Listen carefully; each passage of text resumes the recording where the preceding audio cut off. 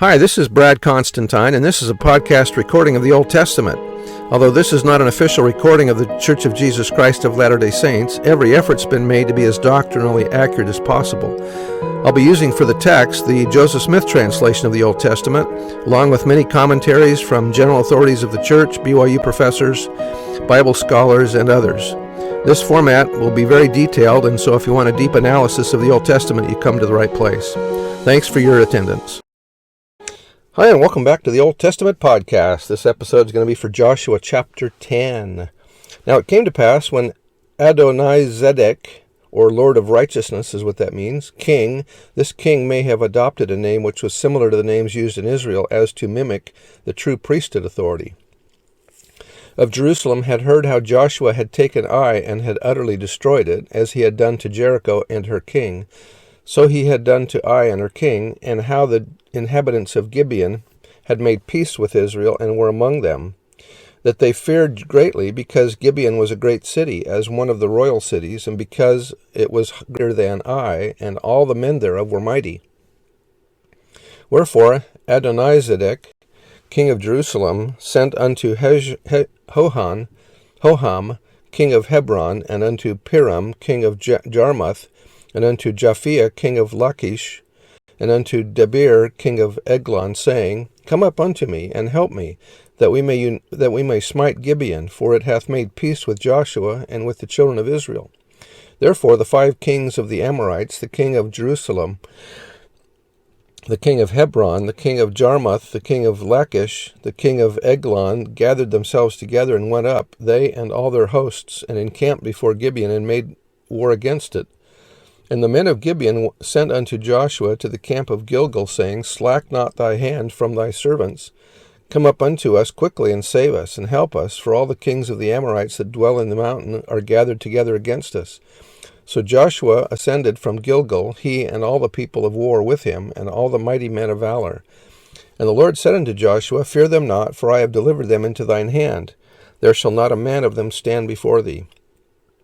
Joshua therefore came unto them suddenly, and went up from Gilgal all night. And the Lord discomfited, or put them to flight, them before Israel, and slew them with a great slaughter at Gibeon, and chased them along the way that goeth up to Beth-horon, and smote them to Ezekah and unto Makkedah. Boy, these names. And it came to pass, as they fled from before Israel, and were in the going down to Beth-horon, that the Lord cast down great stones from heaven upon them unto Azekah, and they died. They were more which died with hailstones than they whom the children of Israel slew with the sword. Then spake Joshua to the Lord in the day when the Lord delivered up the Amorites before the children of Israel, and he said in the sight of Israel, Sun, stand thou still upon Gibeon, and thou, moon, in the valley of Ajalon. And the sun stood still, and the moon stayed, until the people had avenged themselves upon their enemies. Is not this written in the book of Jasher? So the sun stood still in the midst of heaven, and hasted not to go down about a whole day. Like numerous other books mentioned in the Old and New Testament, but not contained within their pages. The book of Jasher appears to have been a source that contained accounts of heroic deeds in ancient Israel. It is thought by many to have been written in verse, but it likely contains some prose as well. A book with this title is currently available, but it is of doubtful origin, according to most scholars, and probably is not the one mentioned in the Old Testament, and that was out of the Institute Manual. Verse 14, And there was no day like that before it or after it, that the Lord hearkened unto the voice of a man, for the Lord fought for Israel. Of course, we know that when the sun stands still, it's the earth that's actually stopping in its rotation, and that's what's happened here. And Joshua returned, and all Israel with him, unto the camp of Gilgal. But these 5 kings fled, and hid themselves in a cave at Makkedah. And it was told Joshua, saying, The 5 kings are found hid in a cave at Makkedah. And Joshua said, Roll great stones upon the mouth of the cave, and set men by it for to keep them, and stay ye not, but pursue after your enemies, and smite the hindmost of them. Suffer them not to enter into their cities, for the Lord your God hath delivered them into your hand. And it came to pass, when Joshua and the children of Israel had made an end of slaying them with a very great slaughter, till they were consumed, that the rest which remained of them entered into fenced cities. And all the people returned to the camp of to Joshua at Makkedah in peace. None moved his tongue against any of the children of Israel.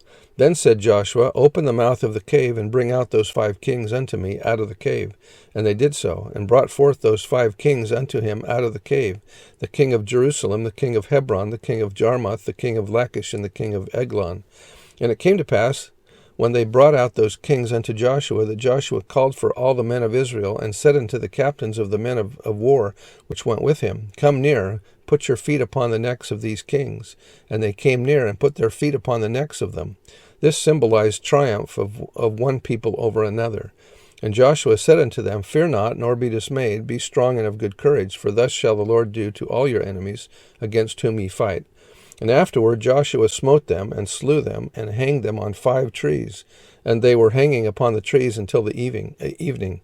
It was also customary that the tree would be cut down also, so that the standing tree would not be a reminder or a memorial to the slain people hung on the tree. And it came to pass at the time of the going down of the sun that Joshua commanded, and they took them down off the trees, and cast them into the cave wherein they had been hid, and laid great stones to the cave's mouth, which remain until this very day. And that day Joshua took Makkedah, and smote it with the edge of the sword, and the king thereof he utterly destroyed them, and all the souls that were therein. He let none remain, and he did to the king of Makkedah as he did unto the king of Jericho. Then Joshua passed from Makkedah, and all Israel with him, unto Libnah, and fought against Libnah. And the Lord delivered it also, and the king thereof, into the hand of Israel, and he smote it with the edge of the sword, and all the souls that were therein. He let none remain in it. He did unto the king thereof as he did unto the king of Jericho. And Joshua passed from Libnah, and all Israel with him, unto Lachish, and encamped against it, and fought against it. And the Lord delivered Lachish into the hand of Israel, which took it on the 2nd day, and smote it with the edge of the sword, and all the souls that were therein, according to all that he had done to Libnah. Then Horam, king of Gezer, came up to help Lachish, and Joshua smote him and his people, until he had left him none remaining. And from Lachish Joshua passed into Eglon, and all Israel with him, and they encamped against it, and fought against it. And they took it on that day, and smote it with the edge of the sword, and all the souls that were therein he utterly destroyed that day, according to all that he had done to Lachish.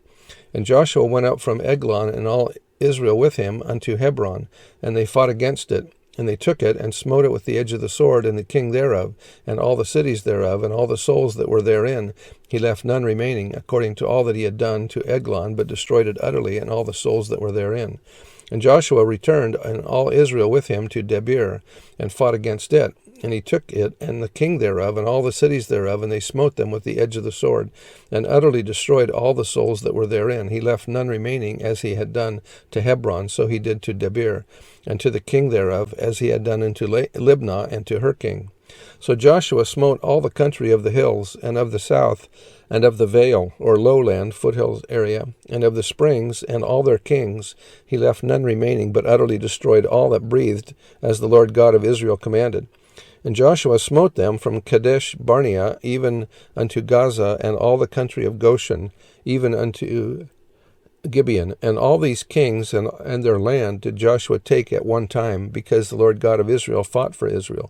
And Joshua returned, and all Israel with him, into the camp to Gilgal. And so that's the end of the chapter, and we'll see you next time.